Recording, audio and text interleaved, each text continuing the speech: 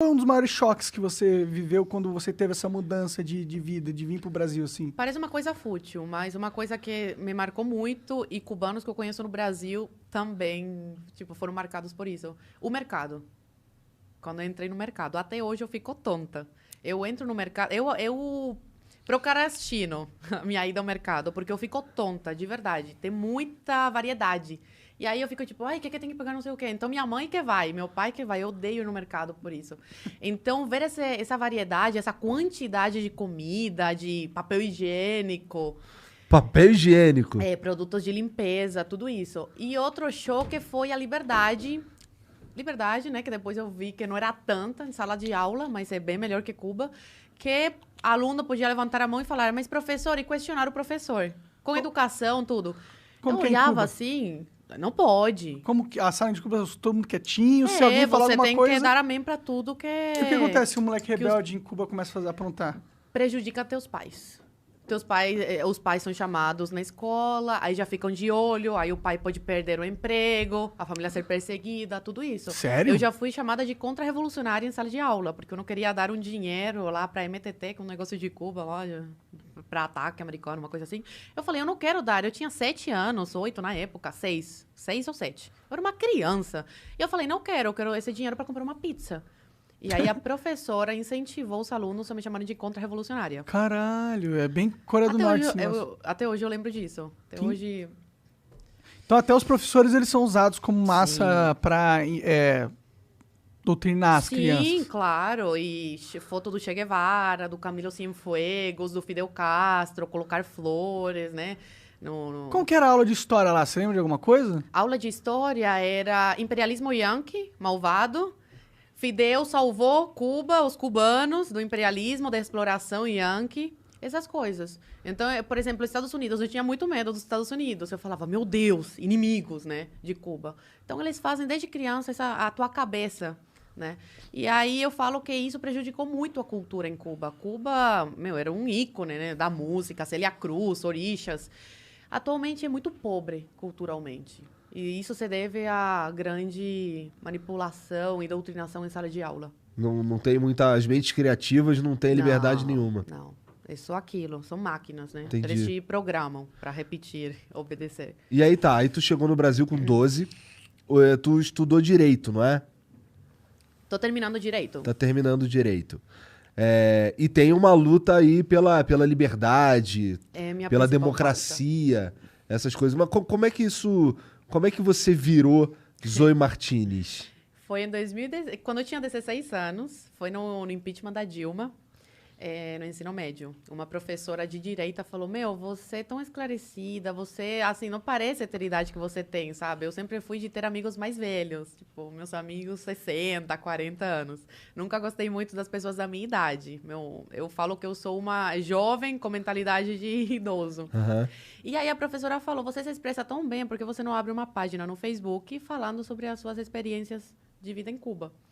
Eu fiquei pensando, falei, quer saber? Eu vou abrir. Principalmente porque o Brasil estava vivendo um momento histórico, né? O impeachment da Dilma, do petista.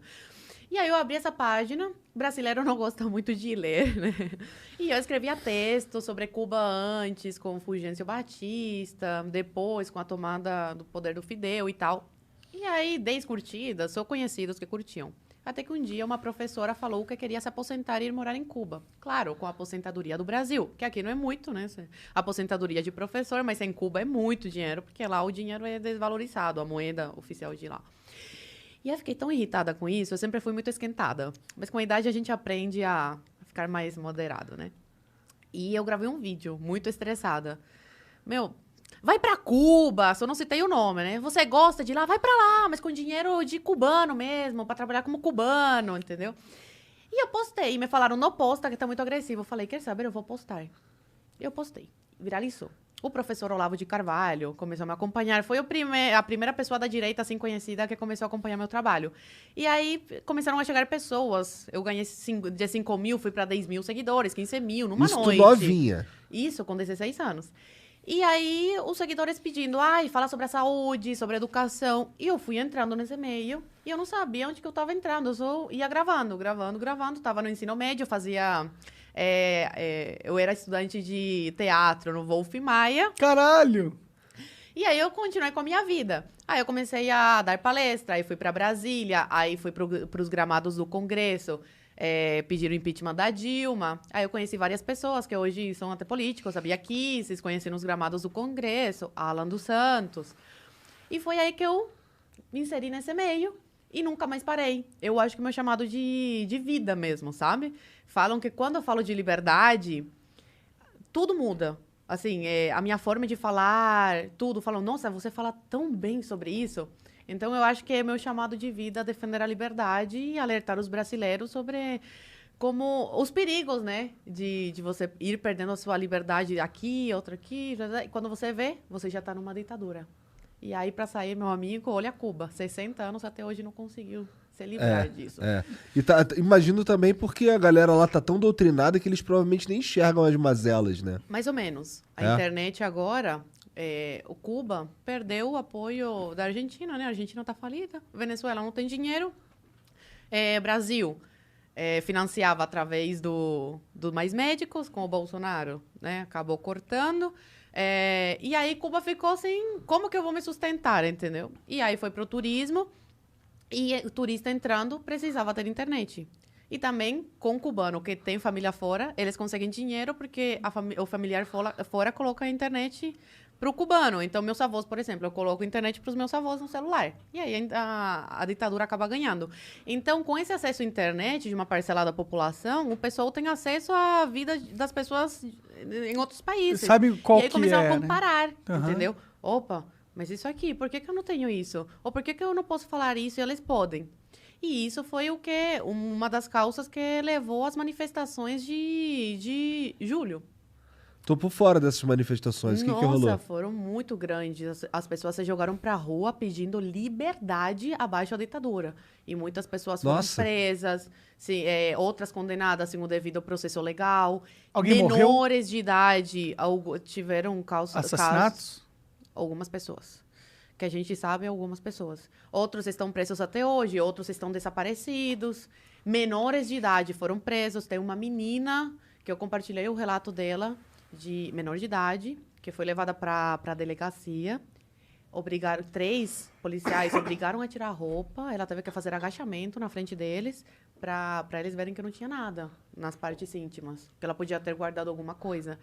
Então, a gente vê que é um país sem leis, né? Onde as pessoas pedem mudança de governo e não têm o direito de pedir isso. Sendo que os donos do país são as pessoas. E não quem está no poder no momento. Só que numa ditadura não funciona assim, né? O dono do país é o ditador. Caralho. E o povo tem que servir a eles. Mas pelo que você está contando, até que tem um otimismo pairando aí, né? Porque tem a internet chegando, tem agora esse comparativo sendo feito na cabeça dos cubanos. Isso, querendo ou não, vai implantar um sentimento de frustração, indignação cada vez maior que talvez antes não estivesse ali.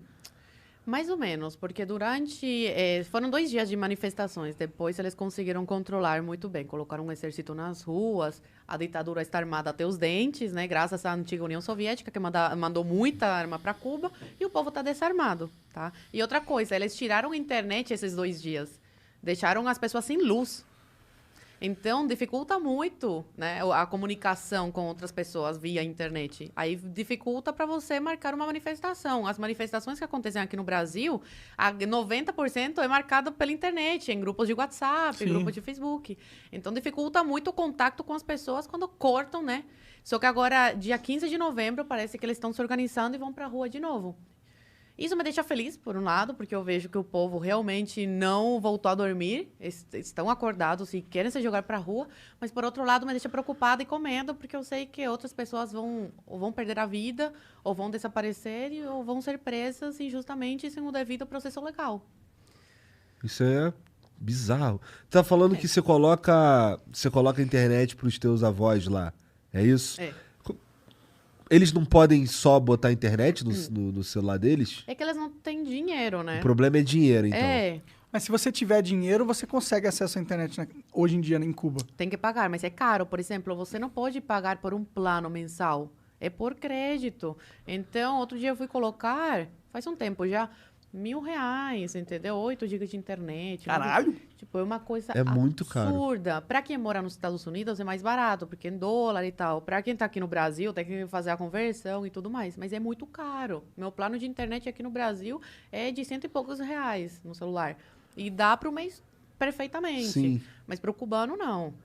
E a internet é muito ruim mesmo. Quando eu converso com minha avó, assim, por câmera, meu Deus do céu. Chegou a Parece voltar que lá é alguma vez? 2G, 1G, sei lá o que é. Eu acho que pelo fato dela ter pego o exílio, a família dele ter pego o exílio, eles Tu não podem pode voltar, nem né? voltar, né? Não, eu posso... Você pode?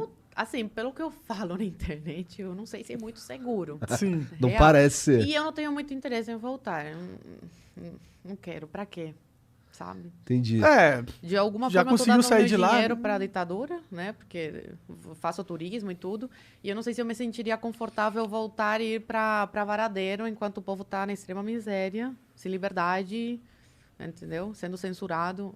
Eu acho um pouco de hipocrisia. Quem vai pra lá, fecha os olhos para o que o povo comum né, passa e vai pros resorts, né? Porque o cubano não tem acesso a essas coisas. imagino. Uma das coisas que a galera fala muito sobre Cuba é que a medicina lá é super avançada e tal. Como que foi na época que você morou lá, com seus 12 anos, quando você ficava doente? Uma das coisas que levou o povo para a rua, além da falta de liberdade, da censura, é essa questão da medicina. O coronavírus está descontrolado em Cuba. Pessoas todo dia, até agora, morrendo. E eles tentam disfarçar, abafar, entendeu? Ah, não, 1 caso ou 2 casos. Não, realmente está morrendo muita gente. Outros que estão morrendo em casa porque não podem ir para o hospital, chamam a ambulância. Tem relatos que eu também coloquei na minha rede de uma mulher que ligou e falou assim, olha, não lembro se era irmão, marido, alguma coisa assim, era familiar. Tá morrendo aqui em casa, tá sem ar, preciso de uma ambulância. A ambulância chegou quando ele já estava morto e demorou mais de 6 horas para o carro fúnebre levar o corpo. Então, todo esse descaso. Opositor não recebe atendimento no hospital. Idosos dormindo nos corredores, no chão do hospital, porque não tem leito, sem oxigênio. Então, tudo isso fez com que o povo se jogasse para a rua para pedir dignidade, porque um turista é melhor tratado do que o cubano, tanto que tem um hospital para cubano e tem um hospital para turista. Entendi. Tem E o essa- cubano não pode ir nesse hospital para turista. Não, Mas só- se tiver dinheiro, talvez possa. Não. Não pode? Só turista. É porque é uma Caralho. forma deles venderem para o mundo, né? A qualidade da medicina cubana. Entendi. Caralho, cara. Parece, sei lá, um inferno esse lugar, cara. É, não parece muito legal É um mesmo. inferno. Imagina, É um imagina. inferno. Imagina, tu vivendo num lugar onde tu não pode falar, tu não tem- Imagina eu vivendo em Cuba. Imagina, não tinha, já tava morto, já tava morto. Isso. Eu já estava morta. Com as coisas que eu falo aqui no Brasil. Não, e eu tô trabalhando agora como comentarista.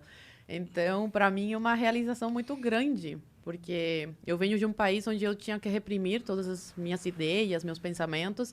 E chegar aqui, poder trabalhar num veículo de comunicação e ter a liberdade para expressar o que eu estou sentindo, o que eu defendo, as bandeiras que eu defendo. É uma coisa que eu nunca pensei quando saí de Cuba. Então, está sendo uma grande realização para mim. Estudar fora da escola lá em Cuba é uma possibilidade? Tô dizendo ler livros que a gente consegue facilmente aqui. Não, Tipo- só tem livro de marxismo. É? Só tem livro marxista em Cuba. Eles fizeram questão de queimar, jogar fora todos os livros de outros assuntos. Quando o Fidel tomou o poder, eles jogaram tudo fora. Como que alguém defende isso, cara? E, assim, É porque não vivem lá, nunca foram, ou se foram, eles foram para a parte dos turistas. E o marketing, né, em cima da Revolução Cubana é muito grande. entendi.